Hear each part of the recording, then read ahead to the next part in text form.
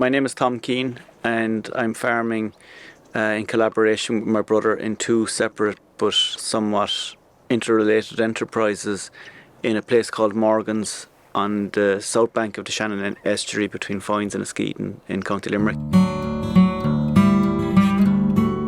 The land consists of calcareous limestone, which would be species-rich grassland, and then that leads on to the salt marsh, or what we would call Corcus land, which would be part of an intertidal zone leading onto the mudflats.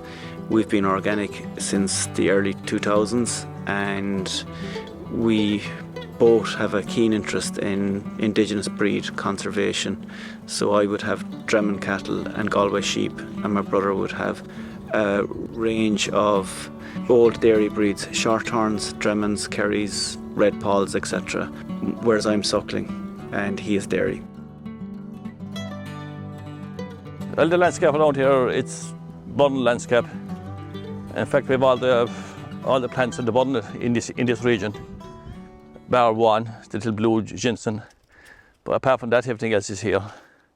So this place will be well known to botanists or people who have an interest in rare plants.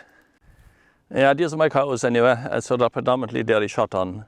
When I went organic first about 23 years ago, I opted for the more traditional breeds. But there's also a handful of rare breeds like Dremen and Kerry, but predominantly short-on. I supply the little milk company with most of my milk, virtually all of my milk actually. We're at it for the last 10 odd years, I suppose, a bit British maybe, and initially it was 10 farmers we got together.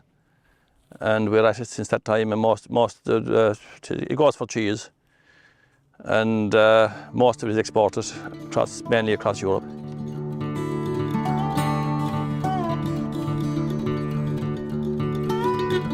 So the cattle are grazing here behind me, right onto the estuary. So this is way above the high tide mark. Land that isn't grazed turns into scrub. And what is unique, I suppose, in many respects about this land is the limestone-loving plants, and they need grazing.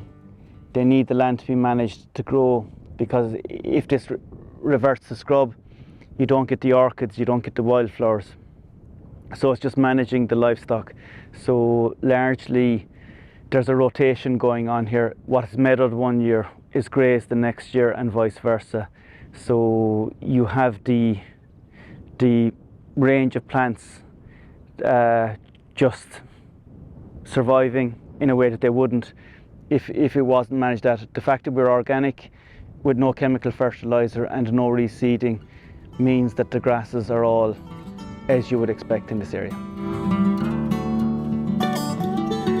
So what we have here is a ring fort, ringed largely by hazel, and this is a good source of seed material for me. I harvest these seeds in the autumn, and I grow trees from seed. There's a very strong success rate with hazel, and it grows very well here. This started out as a hobby, and I'm turning it into a micro nursery. And the ecological advice would be plant trees from seeds that are harvested from the wild, from certified native provenance trees within 10 miles. So a 10-mile radius between the seed gathering and the tree planting. And these are sources for me on my own farm and on adjoining lands. This is the salt marsh, and that kind of a silver grey plant there, it's Artemisia, that kind of is a signifier of a high tide mark. You're still seeing clover here. You won't see clover further on. You'll see thrift, you'll see all the species that like salinity, so even the grass is different. If you could put it in your mouth and taste the salt of it. So it does present its own challenges in terms of you can't fence against the high tide.